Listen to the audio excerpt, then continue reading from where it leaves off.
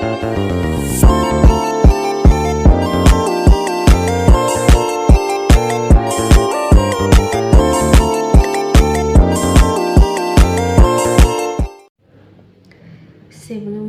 Assalamualaikum warahmatullahi wabarakatuh. Perkenalkan, saya Cindini Dewa Wahim, Prodi Akuntansi, Fakultas Ekonomi dan Bisnis, Universitas Hairun Ternate.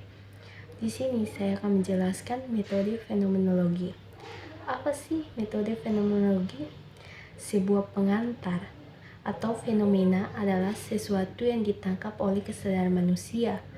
Fenomena bisa berupa peristiwa, kejadian, realitas, apa saja yang harus kita ingat dalam fenomenologi.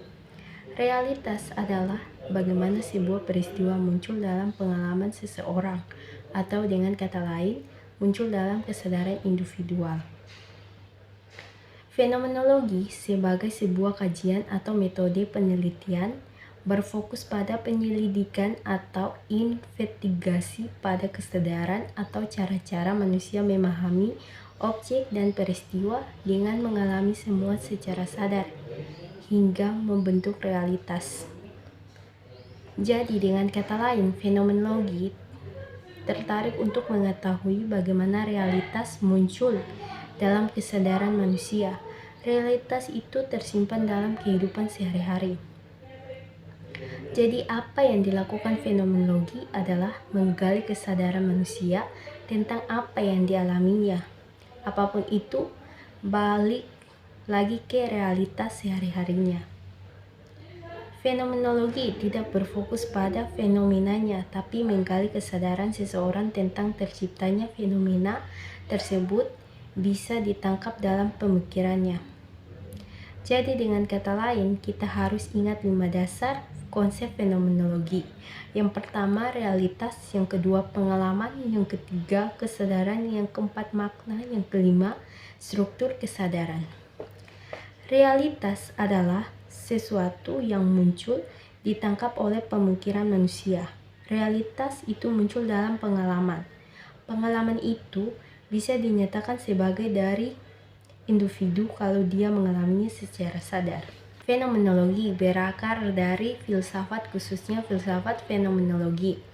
Filsafat fenomenologi bukan metode fenomenologi, tetapi teori-teori filsafat fenomenologi dipakai sebagai dasar asumsi untuk membangun kerangka teoritis dalam kajian fenomenologi.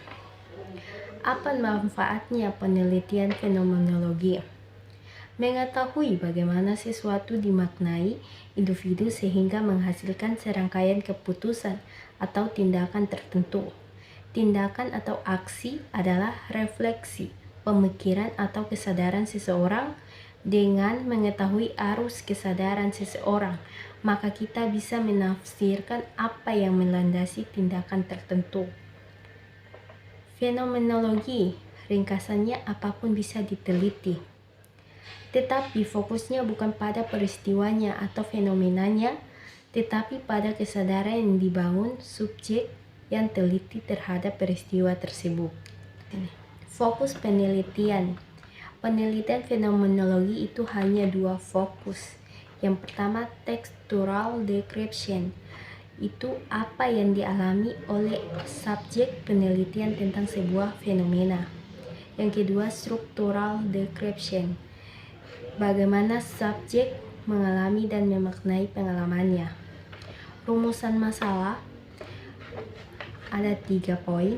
Yang pertama, what, apa makna sesuatu yang mengalami.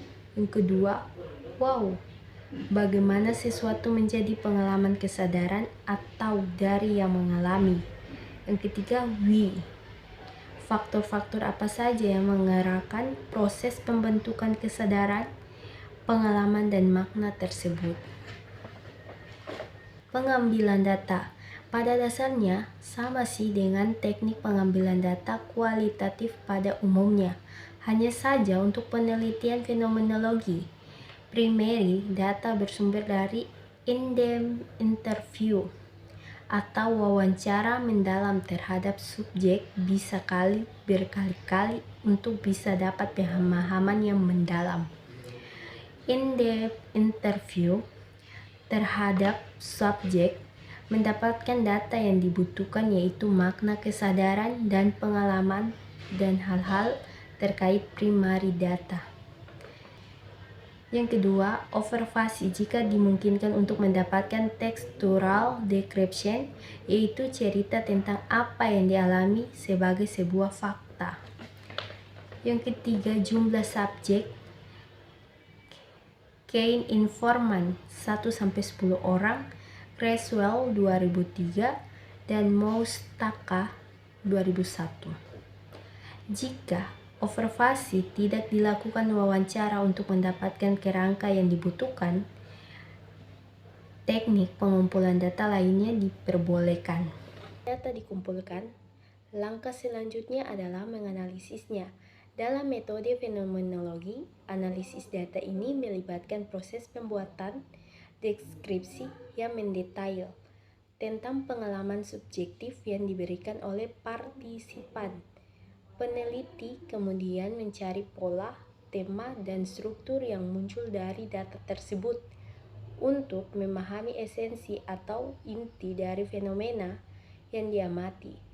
Analisis fenomenologi juga melibatkan refleksi mendalam terhadap pengalaman subjektif tersebut untuk mendapatkan pemahaman yang lebih mendalam. Analisis fenomenologis TD atau textual description adalah pengalaman faktual yang dia alami, apa yang harus dilakukan, baca berulang-ulang, deskripsi pengalaman yang diceritakan oleh subjek, kemudian ditranskrip oleh kita sehingga peneliti mendapatkan pemahaman yang mendalam. SD1 atau structural description 1 itu akan menghasilkan sesuatu yang disebut konstruk derajat pertama atau derajat 1.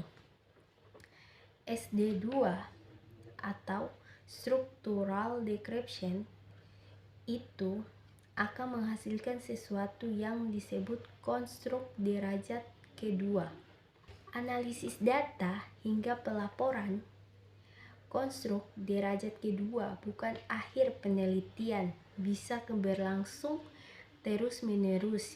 Jadi konstruk derajat 3 sampai ke 4 dan sampai seterusnya. Analisis lebih lanjut sampai pertanyaan peneliti terjawab. Narasikan ke seluruh temuan menjadi penjelasan tentang apa yang terjadi, bagaimana subjek memaknai, subjek merespon, dan faktor apa saja yang terkait dengan pengalaman subjek ketika memaknai fenomena tersebut. Sekian dari saya. Wassalamualaikum warahmatullahi wabarakatuh. Jangan lupa like, comment, subscribe guys. Dadah.